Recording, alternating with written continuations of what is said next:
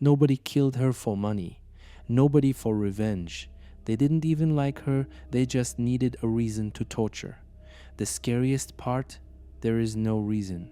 She wasn't a threat. She wasn't rebellious. She was just 21 years old, a shy, soft-spoken girl from a small town in northeastern France. Her dream? To learn English, work with children, and see London. She arrived in early 2016 and moved into the home of Sabrina Kouaider and Oussem Medani in Southfields, a quiet suburb in West London. She lived in their house, cooked their food, took care of their 2 children, and earned just £50 a month. That wasn't a salary. That was exploitation. Over time, Sophie became thinner, quieter, more withdrawn. She told a local shopkeeper she was being mistreated. She told her parents she wanted to come home. In July 2017, she said she was unhappy and planned to leave. But she didn't. She stayed. And that decision would cost her everything. Sabrina Kouaider and Oussem Medani appeared to be a normal couple at first glance, professionals living in a suburban London home with 2 children. But behind closed doors, a chilling dynamic was unfolding.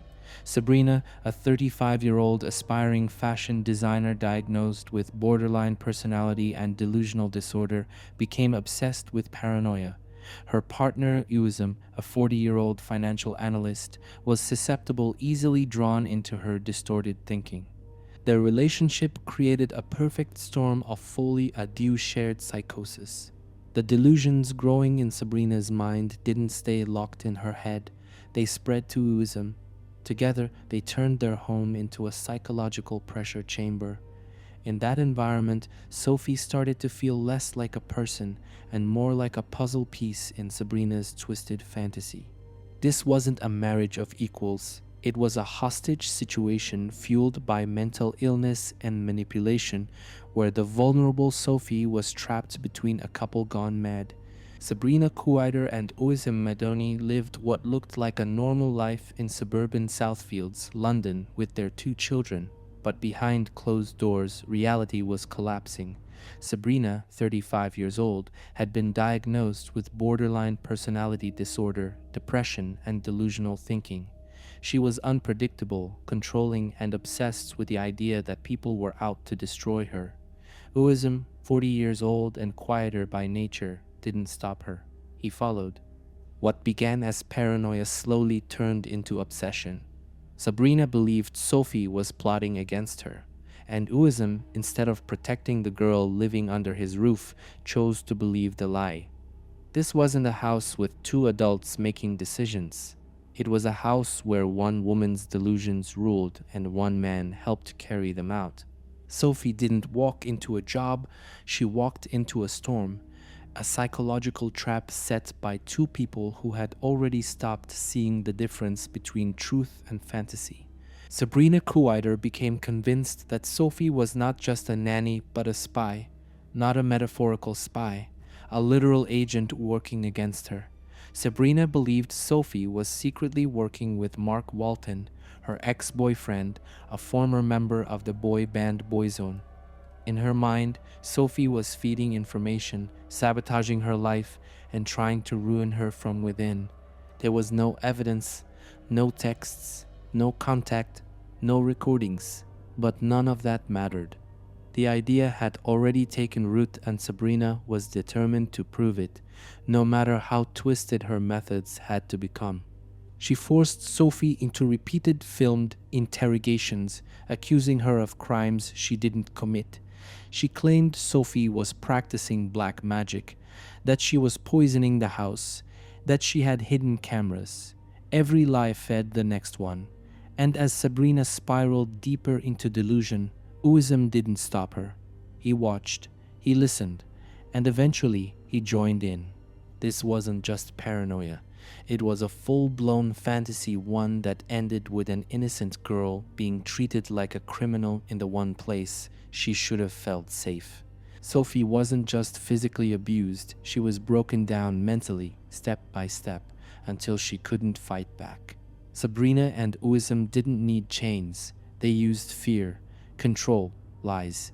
They filmed Sophie as she sat, weak and exhausted, forcing her to confess to things she didn't do. They shouted accusations, manipulated her into admitting to spying, and told her she was cursed, that she was evil. They didn't believe her answers, because the goal was never truth. It was submission. They starved her, denied her sleep, kept her isolated. She wasn't allowed to call her family. She was pulled into freezing cold baths, struck with wires, and humiliated on camera. And through it all, Sophie barely spoke above a whisper. Her spirit was fading. This wasn't a sudden outburst of violence. It was 12 days of calculated psychological destruction. They wanted Sophie to believe she deserved what was happening to her, and by the time her body gave up, her voice was already gone.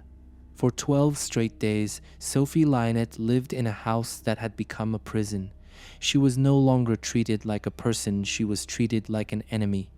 During those 12 days, Sabrina and Uizem interrogated her, beat her, starved her, and dragged her through their delusions like she was nothing.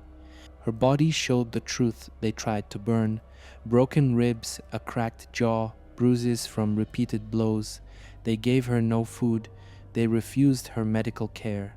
They kept her isolated and terrified, filming her final moments like she was part of some twisted documentary. And through all of it, no one outside that house knew what was happening. 12 days, not 12 hours. 12 full days where Sophie woke up hoping for escape and ended each night weaker, colder, more afraid. They didn't kill her in rage. They killed her slowly, deliberately, through control and cruelty. That's not an outburst. That's evil in slow motion. When Sophie stopped breathing, there was no panic, no call for help, no remorse. Sabrina and Uizem did what they always did. They made up a story. They wrapped Sophie's body in old clothes, dragged her outside into the garden, and lit a bonfire. They weren't mourning, they were cooking chicken. As her body burned in the smoke, they told neighbors they were roasting a sheep. One even joked about the smell. Flames rose, bones cracked, and they stood there pretending everything was normal. But it wasn't normal. A neighbor noticed something was wrong. The smoke was too dark. The smell wasn't food. And when firefighters arrived, they didn't find lamb. They found Sophie's charred remains. What Sabrina and Uizem thought they could erase with fire only exposed them. The lie collapsed, and the horror of what they'd done was finally dragged into the light. When the case reached the courtroom, prosecutors faced a chilling truth. They couldn't point to a clear motive. There was no fight over money, no sudden outburst, no jealousy, just a slow descent into madness fed by delusion, control, and shared obsession. Sabrina Kuider tried to claim she was mentally ill, that she didn't mean to kill Sophie, that it was all a mistake. Uizem Medoni said he was afraid, that he only went along because he was manipulated, but the jury didn't buy it. The court saw the videos, heard the audio, witnessed Sophie's forced confessions. They saw the wounds on her body. They heard how she was denied food, sleep, warmth, and dignity. And most of all, they saw the cold logic behind it, not the logic of a plan, but the logic of two people who needed someone to blame and chose Sophie. They were both found guilty of murder, not because of what they thought, but because of what they did. And the fact that no one could explain why only made it more horrifying. Sabrina Kuider and Uizem Medoni were both sentenced to life in prison with a minimum of 30 years before they can even be considered for release. The judge described their actions as cruel, calculated, and without justification. But even as they were led away in silence, justice felt incomplete. Because Sophie didn't just lose her life, she lost her voice, her dreams, her safety. She died alone, terrified, in a place that should have protected her. And all of it, every act of violence, every lie, every insult came from people she trusted. Her family said they will never recover. Her mother couldn't bring herself to look at the final photos. Her father described the pain as living with a hole in his soul. No sentence could bring Sophie back. No number of years could undo what was done. The system worked, but only after it was too late. There was no motive, no money to gain, no revenge to take. Sophie Lionnet wasn't murdered in a fit of rage. She was slowly erased by two people who convinced themselves she was the enemy, even though she had done nothing at all. And that's what makes this case different, more terrifying, because we want to believe there's always a reason, that if we avoid danger, if we stay away from bad people, we'll be safe. But Sophie did everything right. She was kind, quiet, hardworking, and she still died not because of who she was, but because of who they imagined her to be. This case isn't about motive. It's about madness, control, and how easy it is to become someone's target when reality breaks down. Sophie's story reminds us that evil doesn't always knock on the door with a weapon. Sometimes it invites you in, offers you a job, and waits until you're too far in to escape. And that's the kind of evil we're never ready for.